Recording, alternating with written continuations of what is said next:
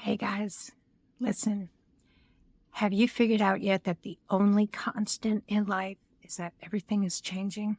Think about it. Everything changes depending on where you live. The seasons change, people change, friends come into your life, they come and they go.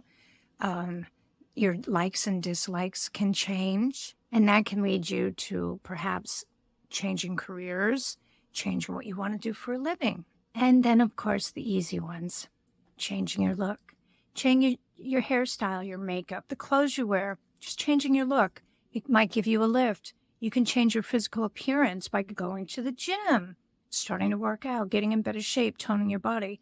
And with that, you're working on your body, your health, in addition to your image.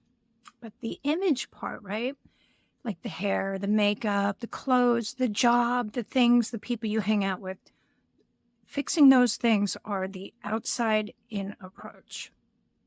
And they can give you a great lift. They can brighten your day. They can brighten your season. They're when you're walking down the street in a new outfit, you have a certain air of confidence about you. You just feel better, right? Same thing with when you leave the salon, your hair looks perfect. I mean, I've seen women in the grocery store and they just walked out of the salon and they're strutting their stuff and they're feeling amazing and looking amazing. That's great. They probably feel like $1 million. But what's going on inside? You can feel like $1 million for that temporary switch. But what happens when the hair starts growing out and you can't get it the way the stylist got it? What happens when the clothing fades? What happens when the job turns out to actually be a lot of work that you weren't expecting?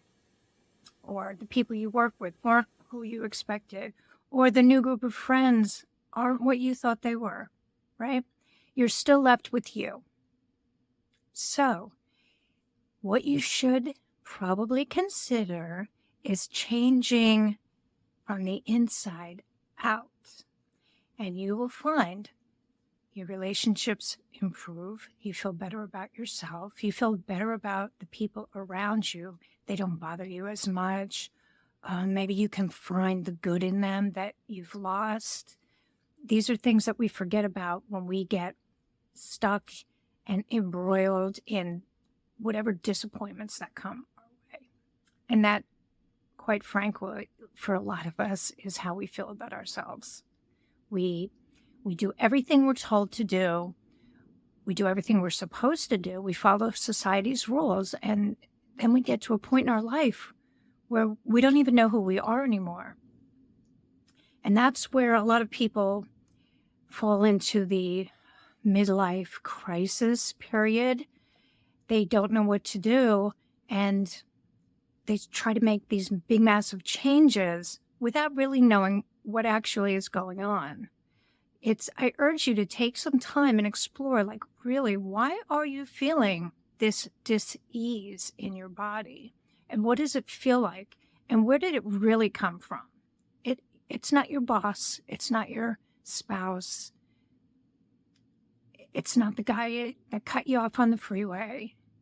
What's going on inside? What's putting you so at edge? Are you just stuck? Are you just finding you're not where you want to be and you don't really know how to get there? I mean, trust me, I know. I love what I do. I work as an editor and I love it. I've been doing it for 20 years. I freelance, but I'm getting to the point where I know my hands are not going to be able to hold up for that much longer to work at the fast pace that I have to work at. So I've been exploring other things, a lot of spiritual things. I became a Reiki practitioner. I've studied tarot, chakra balancing, lots of energy healing, psychic development. I've trained in NLP, hypnosis, life coaching. I am a certified life coach. I work with the principles of mind, consciousness, and thought, and how thought shapes our lives. And when I completed that program, I had a completely different view about what was going on. And what was going on in my mind versus what's going on. Like things happen, right? Things happen. How we react to those things that happen is what shapes what's going to happen for us or to us. Back to the guy who cut you off on the freeway. You might run him down, catch up to him, follow him, and get yourself into some crazy trouble, right? Or you could just shake your head and go about your day and have a successful day. We do have to learn how to let things go. That's so important. What does it really matter? It really doesn't matter. If there is something that does matter, an emergency, a crisis, if you are in the frame of mind of knowing that you can handle all of these situations that come at you, if you are prepared for them, emotionally prepared, you have this innate sense of knowing that everything is going to be okay because you're okay, because you are in charge, because you're going to find a way to take care of it if you don't already know. You can get through just about anything without having the crisis part of midlife. This is an awakening period. A lot of people during the COVID shutdown, the pandemic, were fortunate enough to have the time forced upon them, albeit, but fortunate enough to have the time to explore the things that they wanted to do. A lot of people didn't go back to their corporate jobs. A lot of people did, and they're working from home and they love them. A lot of people decided to start a podcast, start a YouTube channel, write a book, to start crafting and start selling teachings on how to do certain things. There's so many things you can do.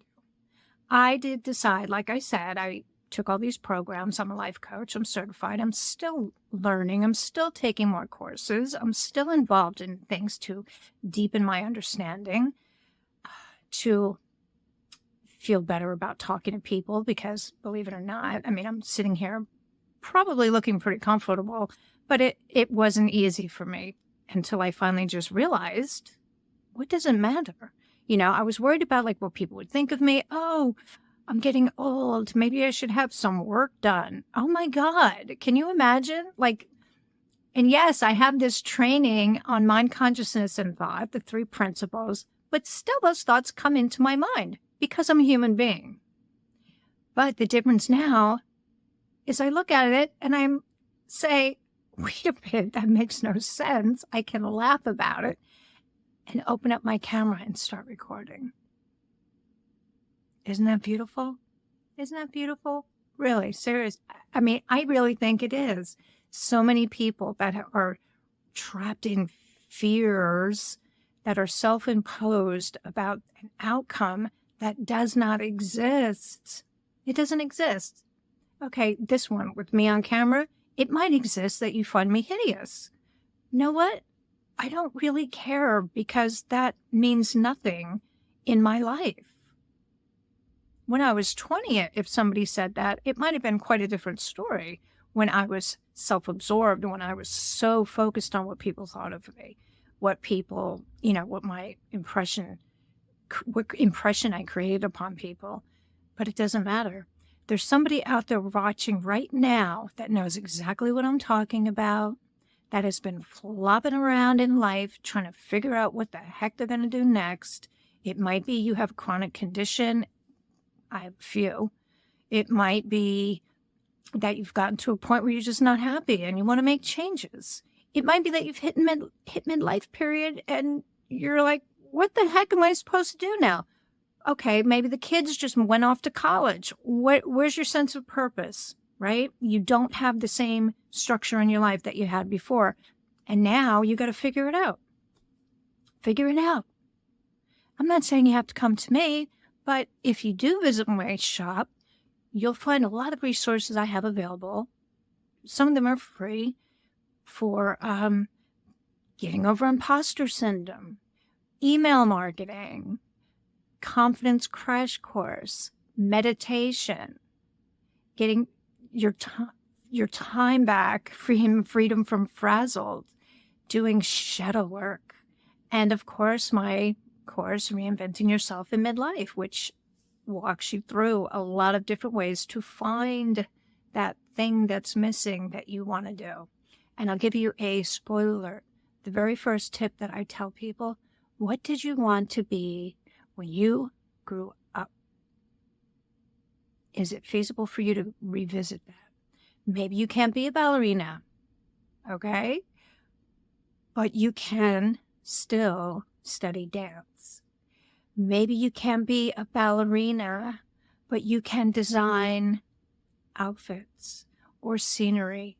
I mean, there's just so many things. There's just so many ways to explore. You have to start with the little seed. Let that seed get planted and grow and see what happens. It's a time of exploration for you. It's just explore. And if you want to work closer with me, I do believe there's a calendaring function on my website, and you could set an appointment or just send me an email, robin@robinfritz.com, and we'll talk. We'll figure it out.